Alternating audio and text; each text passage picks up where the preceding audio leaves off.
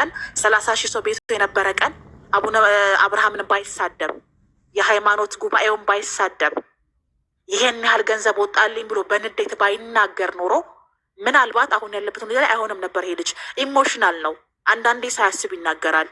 ፕሮግራም አያደርግም። ኦፍኮርስ የሚጠቀማቸውም ነገሮች ምናምን እንደዚህ የሚያስብሉት ምንም ችግር የለውም። ግን አንድ እርግጠኛ ሆኖ የሚያውቀውን ነገር አንድ ቀን ይሄ ሁሉ ነገር ነፃነቱን ማወጅ ከፈለገ አንድ የይቅርታ ቪዲዮ ሁሉንም ብድግ ብሎ ሙስሊማት ይቅርታ አድርጉልኝ ካለ ትሞታላችሁ። እናንተ ፌንት ነው የምትበሉት። ምንም ነው የማያደርጉት። ፎይና ምናምን ብለው ምሳሌ ጋብዙት ላይ ይችላሉ። ገዳይ እንዳልሆኑ በደንብ ያውቃል።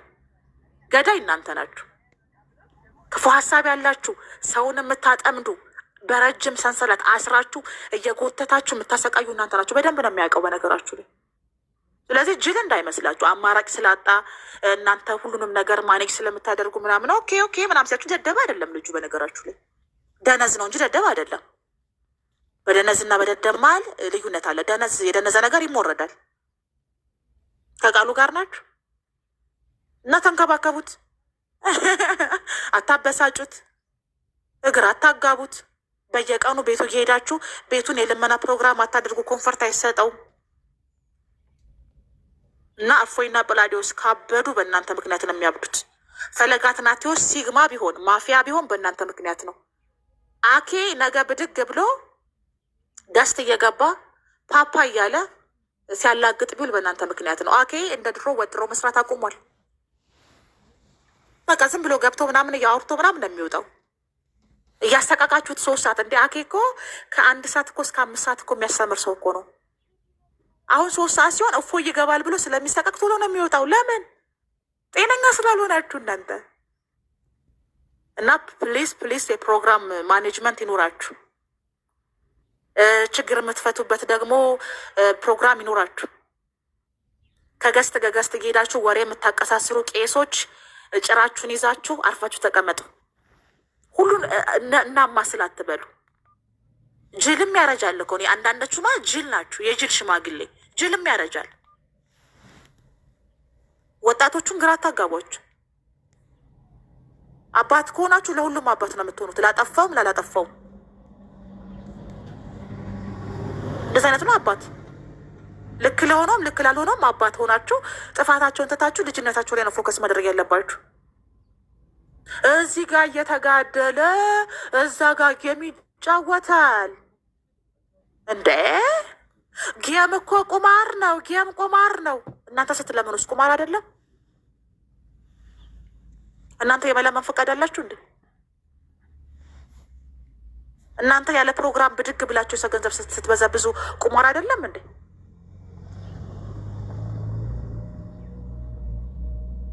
ሰው ስለዚህ ችግራችሁ ሙስሊሞች አይደሉም።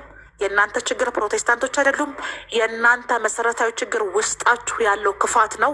በጌታ በኢየሱስም የታሰረና የተመታ ይሁንላችሁ። ወደ ክርስቶስ ተመለሱ። እናንተ ክርስቲያን ሳትሆኑ ወደ ክርስትና የምጠሩ ሰዎች በጣም ብዙ ናችሁ። የማይኖር ክርስትናችሁን ሙስሊሞችን ለማናደድና ለማብሸቅ የምትጠቀሙ ለምርጫ ቀስቀሳ በጣም ብዙ ናችሁ እና እውነተኛ ክርስቲያኑ ነው። እኔ ክርስቶስ ይመጣል ትላላችሁ።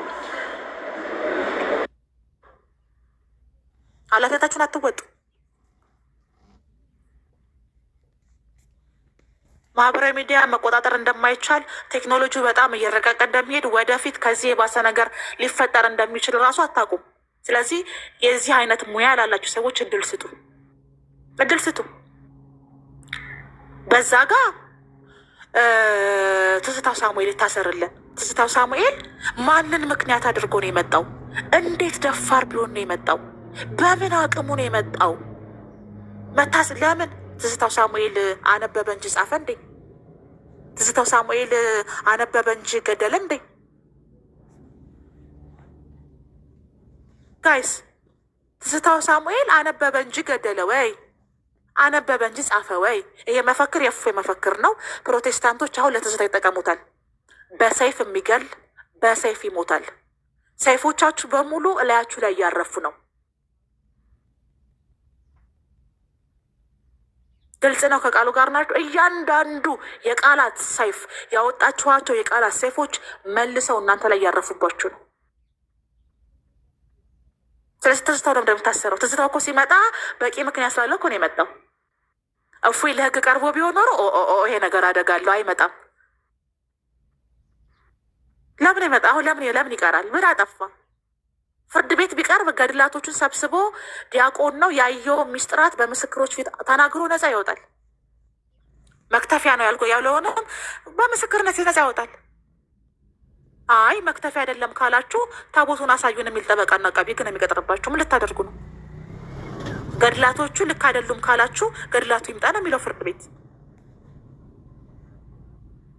ስለዚህ ትዝታው ሳሙኤል አነበበ እንጂ ጻፈ ወይ አነበበ እንጂ ገደለ ወይ የሚለው መፈክር እናንተ ለእፎይን የተጠቀማችሁት፣ ፕሮቴስታንቶች ለወንድማቸው ለትዝታው ይጠቀሙታል።